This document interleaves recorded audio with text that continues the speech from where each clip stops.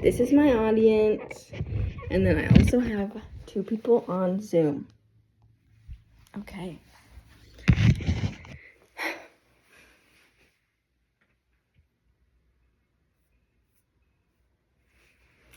Hello, I'm Elena Mack, and this is my informative speech on communicating with relational partners.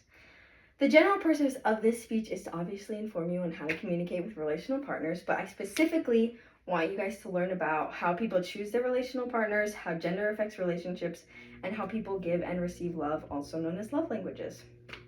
Have you guys ever wondered how people choose their relational partners, or if guys and girls can really just be friends?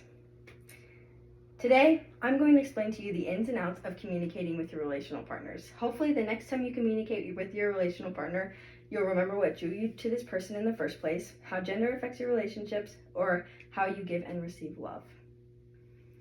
First, we're going to talk about how people choose their relational partners. Obviously, the first point is they have a lot in common. People are drawn to other people with similar temperaments, values, and life goals. Married couples reported that when they have similar personalities, they are more happy and satisfied in their marriages. When you have to go sit into a classroom and you know nobody, a lot of times you're actually drawn to people with similar facial features to you, which I thought was really interesting. Research suggests that similarities are comfortable and they reduce the fear of being rejected. Now, the second point, they balance each other out. This may seem like a contradiction to the first point because obviously they have a lot in common and they balance each other out being negatives. Doesn't seem like they can exist, but they actually do coexist. Differences strengthen a relationship when they are complementary, i.e. they satisfy each other's needs. So an example of this would be when an introvert and an extrovert are friends. The introvert will anchor the relationship and then the extrovert will draw the introvert into activities that they would not normally be doing on their own. Now the third point is they open up to each other. People who open up about personal info they tend to be more likable. Obviously, this is within the context of the appropriate time and the appropriate amount. If you open up to somebody you just met about your entire life story, it will be more uncomfortable than likable. Self-disclosure is appealing when it reveals similarities. And people who share private info, it gives the impression that they respect and trust each other. And point 4 is they interact frequently. A lot of times proximity leads to liking. You are really close with your close neighbors, but not as close with your far neighbors. And proximity lets people get to know each other better and engage in relationship building activities. And the internet can actually create this. They can engage in relationship building activities and create the close community feel as well. And point 5 is that the relationship is rewarding. The social exchange theory definition is that people stay in relationships if the rewards are greater than or equal to the cost. A reward it can be something tangible like a nice house or a high-paying job, but it can also be something intangible like prestige, emotional support, and companionship. Costs are something that is undesirable. It can be a sense of obligation, putting up with annoying habits, or emotional pain.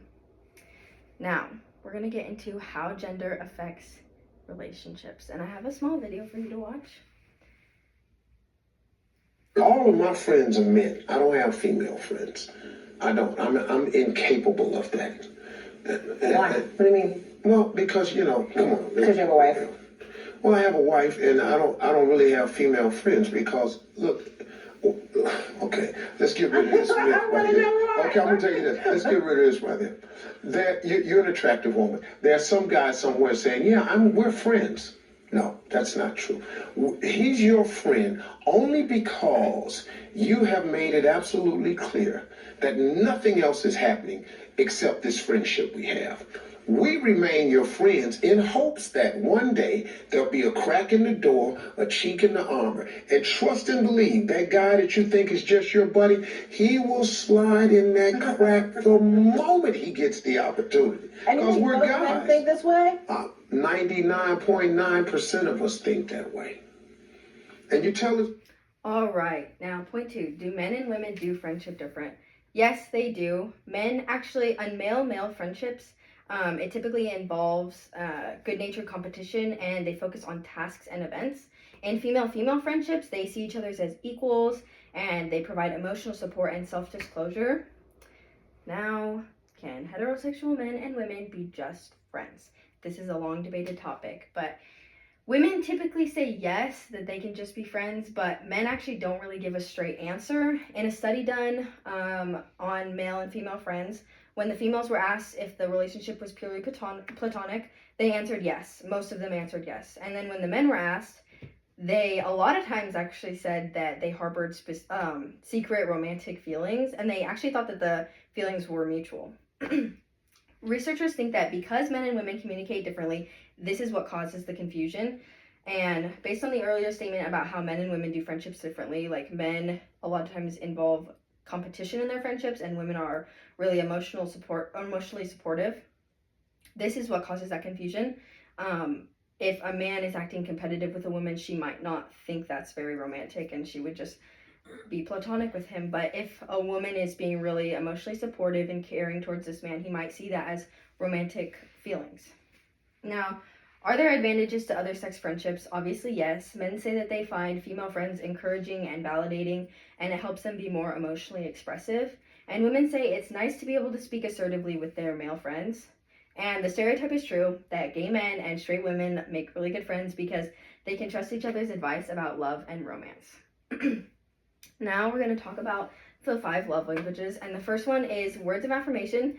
And this may be your love language if you look for being told that you're appreciated, saying I love you a lot, or love being told that you're loved, and also receiving words of encouragement. The key to this love language is to be yourself and be authentic.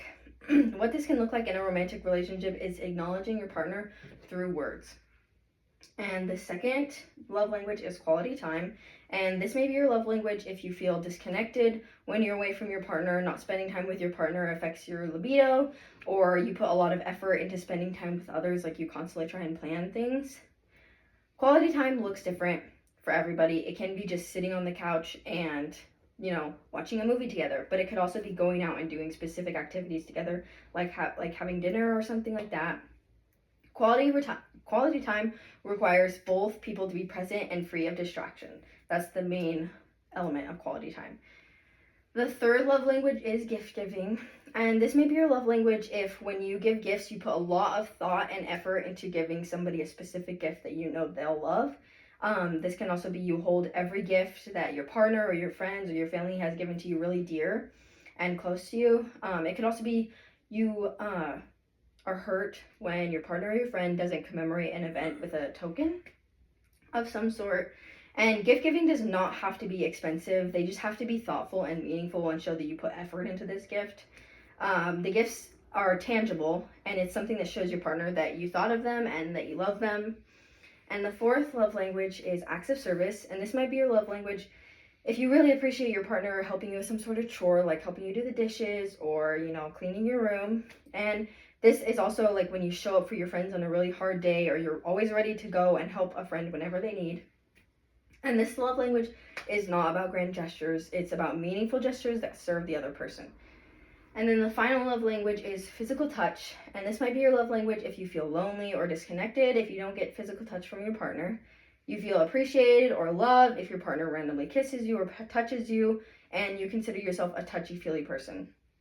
Physical touch is obviously going to look different depending on the relationship. Like with friends and family, this is going to be like a hug or, like carrying touch on the back, something like that. In romantic relationships, it would be like cuddling, kissing, etc. All right. Thank you for letting me tell you about communication between relational partners. This speech can help you understand why you have relational partners with the people that you do, and if gender is affecting your relationships, and how people receive and give love so that you have a fulfilling relationship. Hopefully now you know a little bit more about how to make a new relational partner, how gender affects your relationships, and how people receive love. Maybe next time you are communicating with one of your relational partners, it will remind you of this speech. Now, do any of you have any questions? All right. Thank you so much.